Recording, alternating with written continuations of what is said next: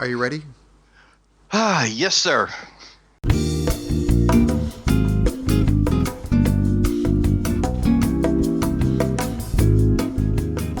Hey everyone, welcome to Garden Fork Radio. You're here with Rick and Eric. Good morning, Eric. How are you, my friend? It's a wet and rainy day here in Margaritaville North. Yeah, we have 2 inches of wet snow on the ground already. Yeah, I guess we ought to tell people this is a do-over. Yeah.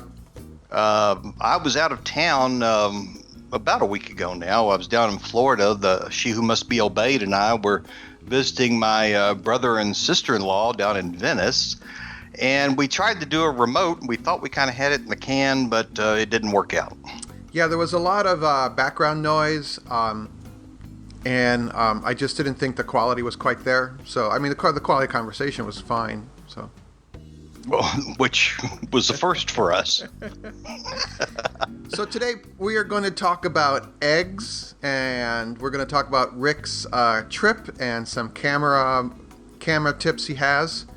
And also we're going to talk about, we answer some Thanksgiving emergency questions, everybody. So welcome. Oh, okay. Well, I see you sent me this great article from, New York Times about eggs. Everyone, I'm a big fan of the New York Times, and they have a column called Well, W-E-L-L, on their website. They also have a really good iPad app. I'm a paid subscriber with the iPad app. And those of us of a certain generation, it was always kind of drilled into our heads that eggs were unhealthy and they would cause heart attacks. And now they're finding that, it's okay to eat eggs. Really? That's great. And the American Heart Association has looked at clinical studies, and now and I'm quoting here, the American Heart Association no longer condemns eggs in its guidelines. It recommends that people limit themselves to 300 milligrams of cholesterol daily, and a single egg has 200 milligrams, as well as a mix of saturated and unsaturated fats, including the monosaturated kind found in olive oil. So olive oil is good for you. Right. And eggs are good for you. That's terrific. I love eggs in all their forms. We're eating a lot less meat, particularly red meat here at the house, but we do keep like a dozen eggs boiled, hard boiled in the refrigerator, and we'll add them to salads and all kinds of side dishes just to add a little more protein to them. Yeah, they quote Dr. who is from the Harvard School of Public Health. I might be saying his name wrong there. Eggs are a particularly good replacement for less healthful fare like processed meats and refined carbohydrates. So instead of maybe that processed meat, like what would that be, like pre-processed? Well, bologna? It could be almost anything. Ham. It could be bacon. It could be hot dogs. There you go. Well, refined carbohydrates, which sounds like white bread, to me. Yes, it does. Okay. The study suggests that for most people, starting your day with a breakfast of scrambled eggs will have a better impact on your overall cholesterol profile than a bagel or a bowl of sugary cereal. There you go. Do you know that drinking 20 ounces of regular soda, not diet soda, but sugared soda, a day will age your cells by 4.6 years? It wouldn't surprise me. It shortens the telomeres. I've got a study here. I'll send it to you. Their telomeres are the part of the reproductive part of cells that determine how long cells live. And it turns out it looks like all the sugar in regular soda is actually aging the cells. There's just so much sugar in there. Yeah. That's not to say that the fake sugar is any better. No, we have just about given up all of the diet sodas and regular sodas, all that stuff. It's water and tea and coffee, and the more coffee the better. I've been having oatmeal for breakfast. I love bagels, and I live in Bagel Central, of course. Yeah. But I'm having oatmeal, or I'll have some eggs, and a lot of times we have eggs for dinner also. If I'm having a salad, we have salad every night, but I will throw a poached egg in the salad, or I'll hard boil some eggs and put them in the salad. And we have a couple of salad recipes, video recipes that use eggs, and we'll link to those in the show notes here. Well, now, you live in a fairly heavily Hispanic area of Brooklyn, don't you? Yes. Yep. Do you ever go out for breakfast tacos? No, the places around me don't open for breakfast. There's Oh, only a diner that opens. no, well, that's too bad. Oh, We do a lot of breakfast tacos around here. Fry up some eggs, a little bit of, well, usually a piece of bacon in a tortilla, soft tortilla, lots of jalapenos on top, some cilantro. Just wonderful meal there. and that'll get you going. So Yeah. there you go. Eggs are good for you. I also, if I just need a snack in the afternoon, if I have hard-boiled eggs, I'll just eat an egg. It keeps you from eating a piece of cake, you know? Oh yeah, and lots of times I've been eating a lot, just like a handful, maybe 10 or 15 almonds, unsalted, unsugared, just plain almonds. Yeah. Good source of protein that'll kind of keep you from getting too hungry as well. We have a lot of dried fruits and nuts in the house. I eat a lot of dates and dried figs and things like that because if I have cookies in the house, I'll just eat them. Oh, the secret to most of that stuff, it's only taken us nearly 40 years of marriage to find this out, is don't bring them home. Yep. If you don't bring them home, you won't eat them. We're going to call this the Thanksgiving Self-Help Show. Welcome, everyone. Hey, by the way, I want to hear about other podcasts you guys listen to because in the YouTube world, I go to these workshops and they're always talking about collaborating with other YouTube channels to spread your word about your show. And I thought, well, I could do the same thing with podcasts. We could find other podcasts that people like and we could kind of grow both audiences that way. Sure, kind of pollinate from one side to the other. Yeah. There are a couple of new podcasts I'm listening to, which we will talk about next week. But we have to get on to Rick's camera. We'll just call it a camera adventure. And then we are going to answer some common Thanksgiving crisis questions. Well, now, the first thing you have to know about Rick is that if there are no pictures, Rick didn't go. Yeah. Okay? That's just the way life is for me. If there are no pictures, there's no video. I wasn't there. And so it was particularly devastating. We were down around Venice. We went over to Orlando and toured the new Harry Potter thing, which they've opened up a whole new side of the Universal Studios Harry Potter Wizarding World of Harry Potter section.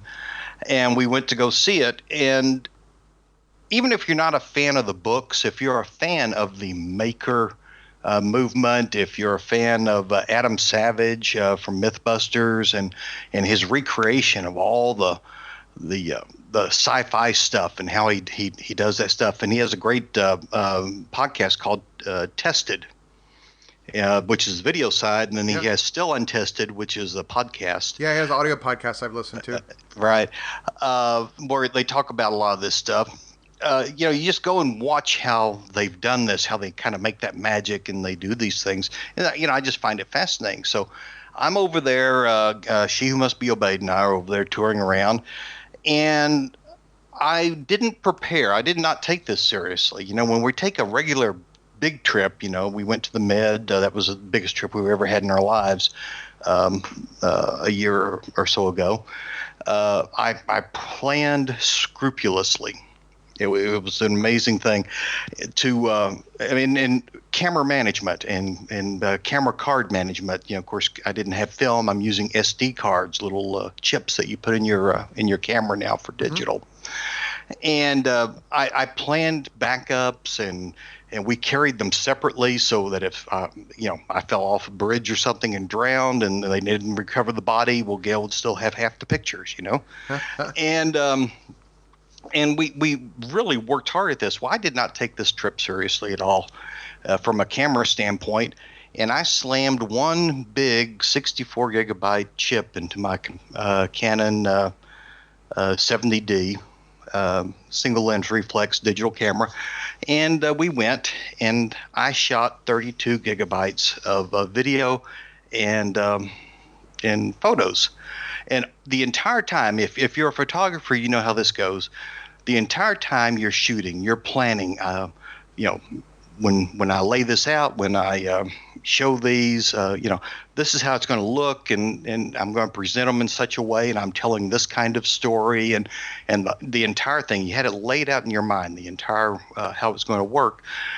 And I got to talking to someone, and I have this really bad habit of um, I needed to check. I'd shot a very long video. The digital SLRs now shoot both video and pictures. And I'd shot a very long video, and I wanted to see how much was left on the card. And you really can't tell that from looking at the top. You have to kind of flip it open. And I looked at the page on the setup that said format, and it has a little gas gauge meter. And while I was talking to someone and I was distracted, I hit the format OK button, and I wiped out 32 gigabytes of about 3 days worth of shooting. And I was just heartsick. And it wasn't just high-level format. This was low-level, completely gone.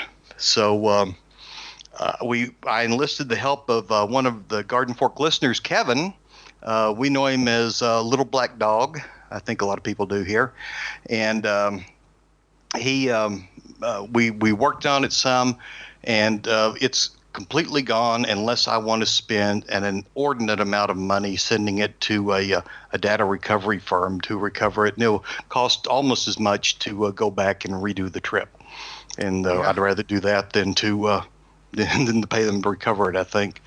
But it just shows that you know with these digital cameras, you've got to really take every piece of it. If you take photography seriously, you've got to take every step of it and every trip very seriously. Yeah, I actually shoot with smaller cards usually. Well, and that's what I did when we were in Europe. I used 16 gigabyte cards, and I had one card per day, and I was religious about taking it out of the camera and storing the card.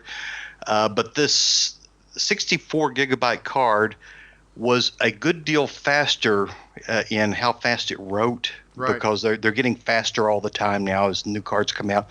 And so it writes video a lot faster, and it doesn't stumble, which some of the older cards do.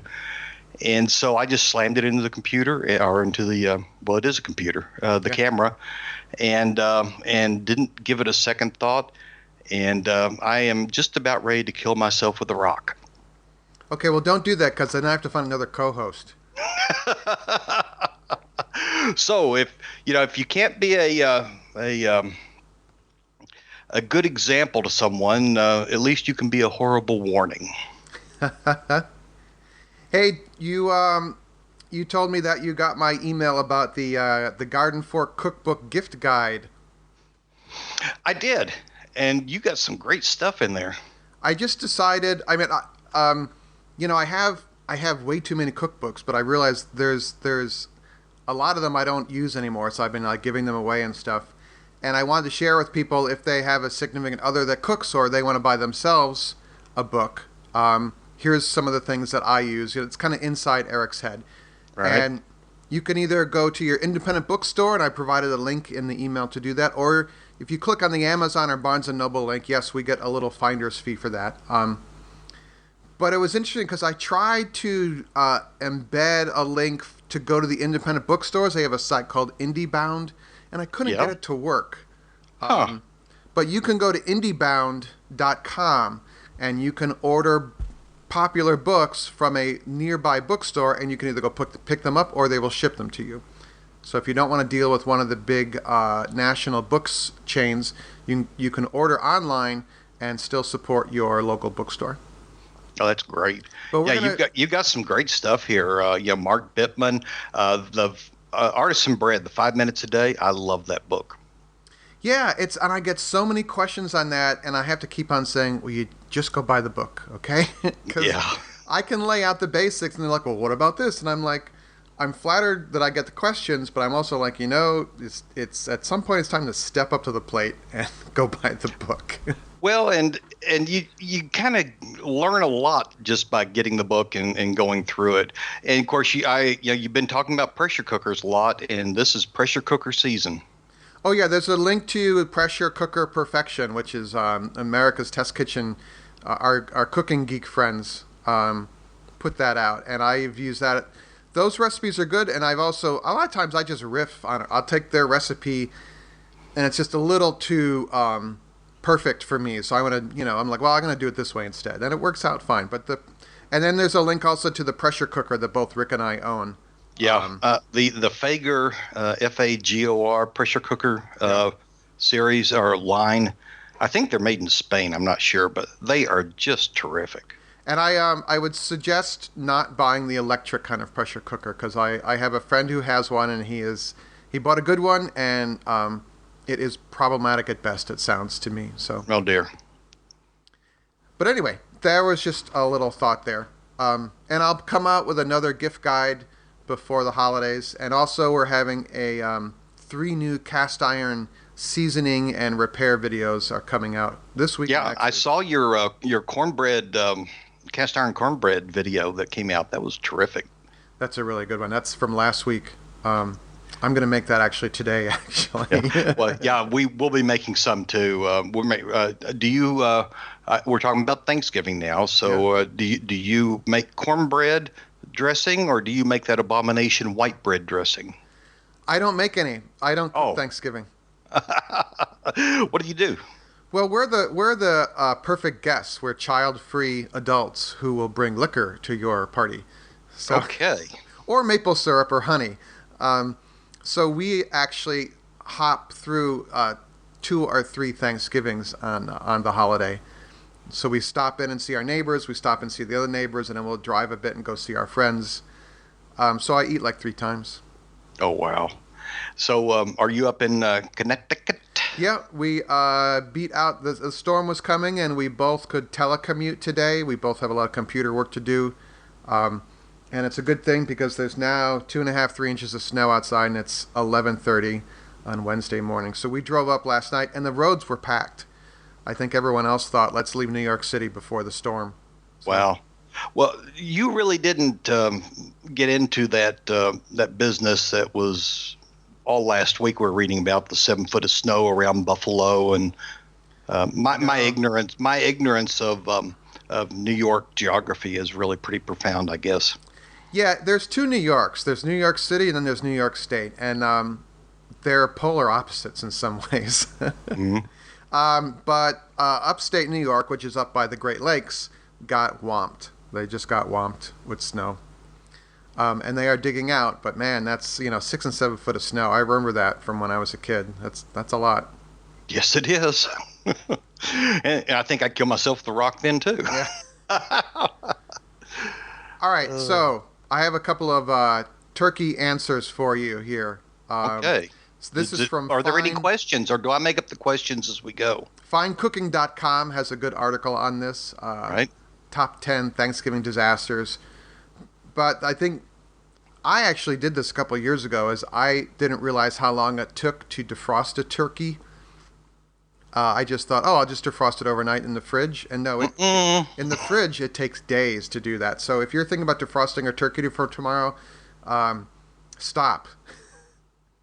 And put it in either a cooler of cold water or your sink with cold water. Right. We've talked about this with how to defrost meat, a nice video we did recently. But cold water will defrost an object much faster than cold air will, because the heat transference happens much better or easier, perhaps, with liquid than it does with air or gas, in other words. Well, you must have taken a physics course sometime. Yeah. I actually did take a physics class. Yikes. And I passed. But you can, my suggestion would be to put it in a cooler. Coolers are amazingly thermally insulated. If they keep beer cold, they can keep your turkey cold. But you want to have cold water, which you can change out every hour or so. Or put it in the sink, and that's the best thing. And then tell your friends to come a little later in the day for your turkey. Right. And then my other thing was I see a lot of unevenly cooked turkey, and there are a couple of solutions I have for that. Do you have any? Any solutions for unevenly cooked turkeys? Yeah. Well, of course, my solution is to cook it on the grill, so that and cook it slowly. Yeah. That's the real solution. And I'm sure that I did a little tutorial that I'm sure is still on the Garden Fork site. If you have a charcoal grill, getting the turkey out of the kitchen makes everything else for the Thanksgiving or holiday cooking so much easier.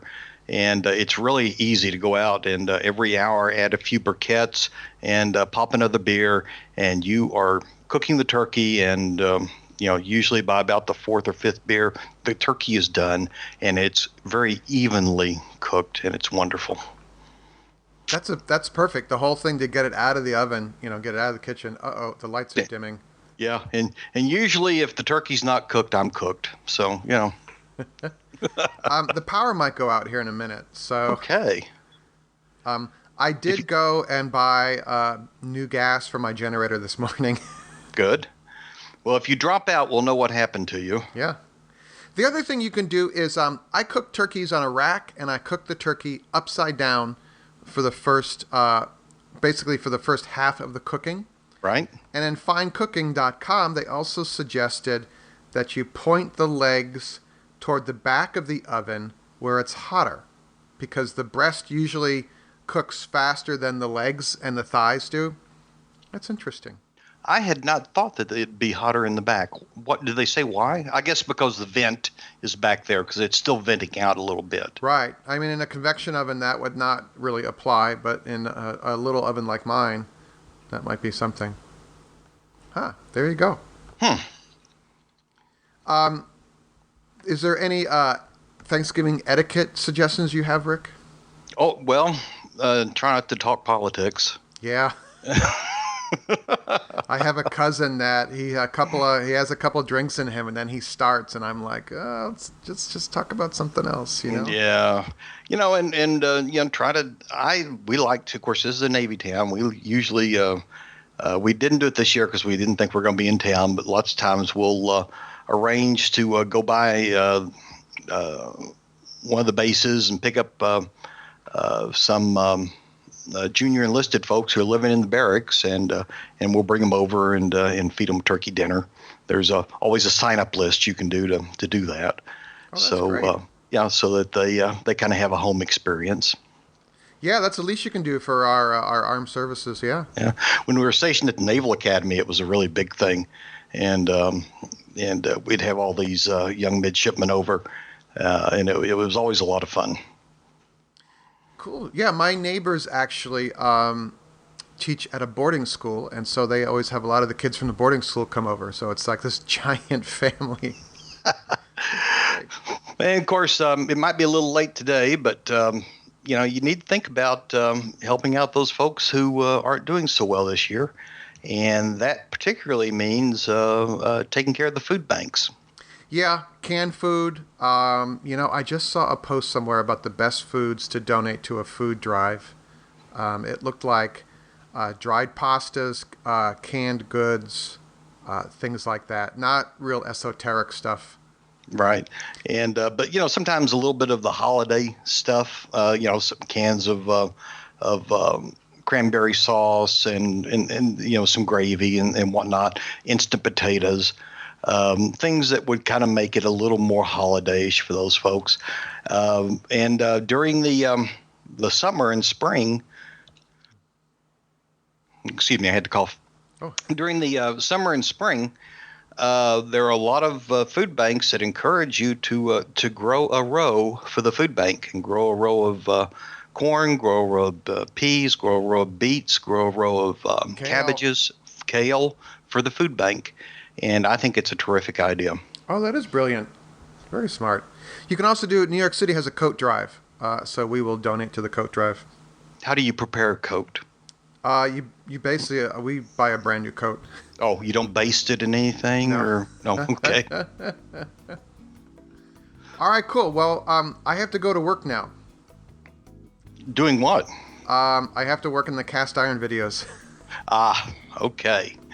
Well, if you're interested in learning how to cook a turkey on a Weber grill, on a charcoal grill outdoors, get it out of the kitchen, there's a tutorial on the Garden Fork site.